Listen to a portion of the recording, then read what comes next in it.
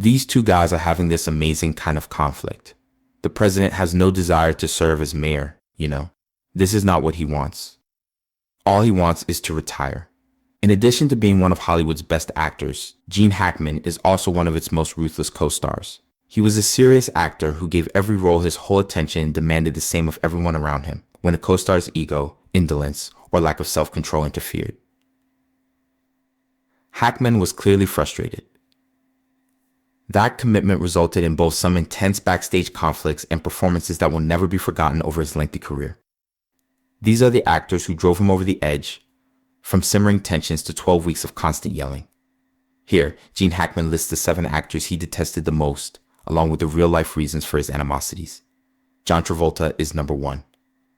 Acting has always been regarded by Gene Hackman as a sacred craft that requires meticulous preparation, complete immersion, and unwavering discipline.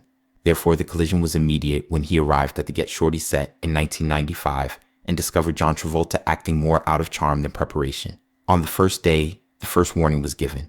Hackman had memorized 8 thick pages of dialogue over the course of the weekend. I hadn't bothered, Travolta acknowledged. Travolta shrugged when Hackman explained that he had spent the entire weekend getting ready. What a waste of a weekend. Hackman learned all he needed to know from that one line.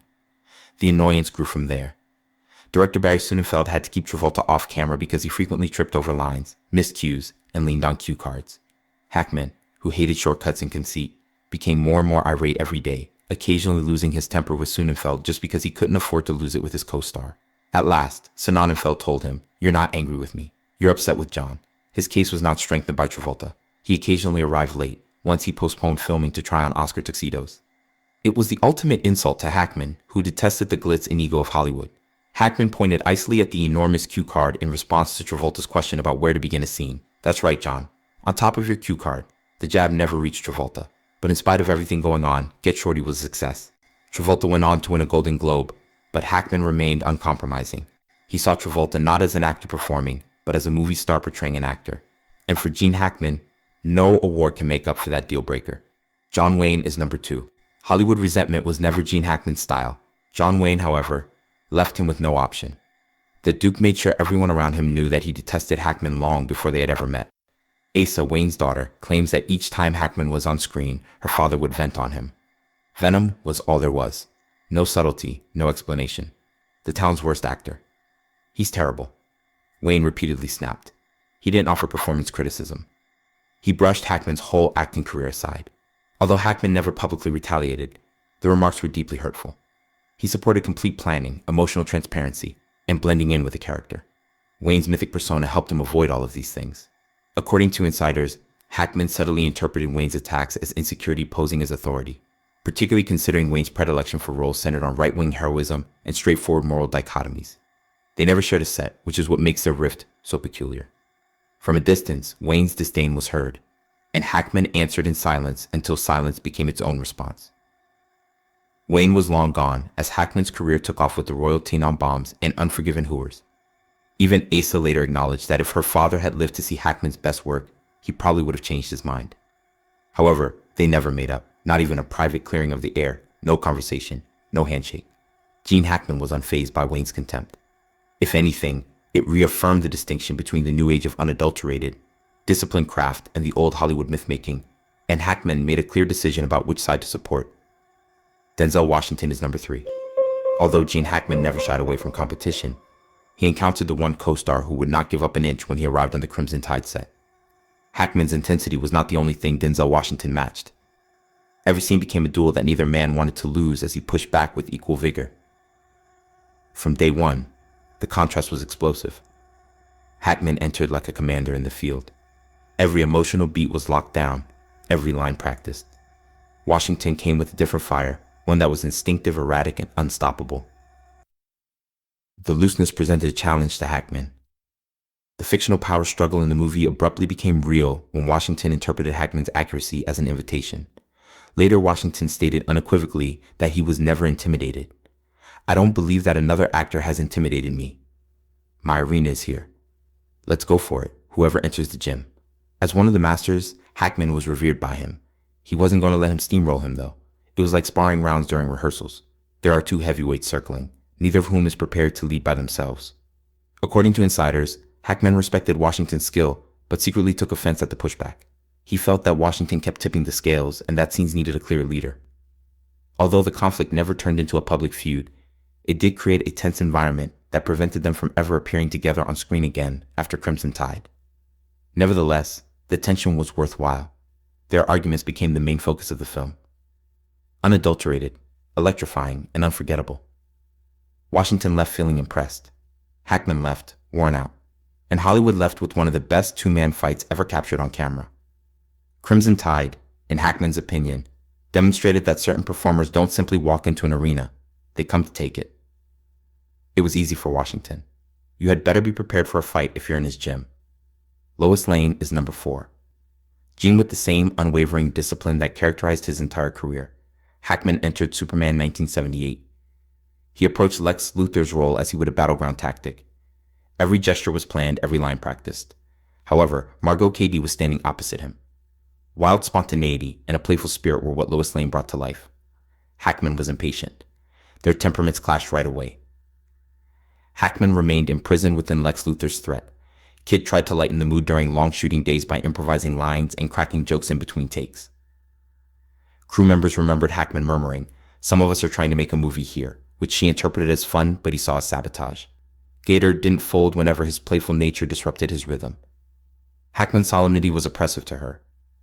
"He's so deep into Luthor, he forgets the rest of us are allowed to breathe," I once told a coworker. Control was important to Hackman. Freedom was important to Gator. There was an unspoken tension in their scenes. Not only were Lois Lane and Lex Luthor antagonists in the story, but they also approached each other. Glimmers of respect appeared. Hackman acknowledged that she had incredibly keen intuition. They never became close, but Kid later hailed him as a force and one of the greats. Both left with the same unspoken truth at the conclusion of the Superman movies. Their chemistry was too explosive, their styles were too dissimilar, and there would inevitably be conflict both on and off screen. Richard Harris is number 5. Being forgotten was more painful than any initial argument, but Gene Hackman wasn't easily spooked. Throughout his career, he had dedicated his time to remembering the long nights, the bruises, and the shared grind with the people he had worked alongside. Therefore, it struck him more forcefully than anyone could have predicted when he entered Unforgiven, and Richard Harris greeted him as if he were a complete stranger. Harris couldn't recall their previous movie together. Hackman did, and the lapse seemed more like disrespect to him than a case of forgetfulness. He then mumbled, "We were in the trenches," and acted as though we had never met. Hackman didn't go up to him. Rather, he brought that subdued rage directly into the performance. The outcome was legendary.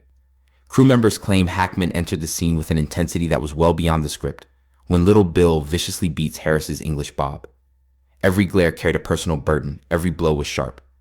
In a later joke, Harris said, "Gene hit like a man who meant it," admitting the beating felt like it had extra seasoning. They didn't talk about it. They never found a solution. Hackman and Harris were courteous, aloof, and finished when the shoot was over. In 2002, Harris passed away.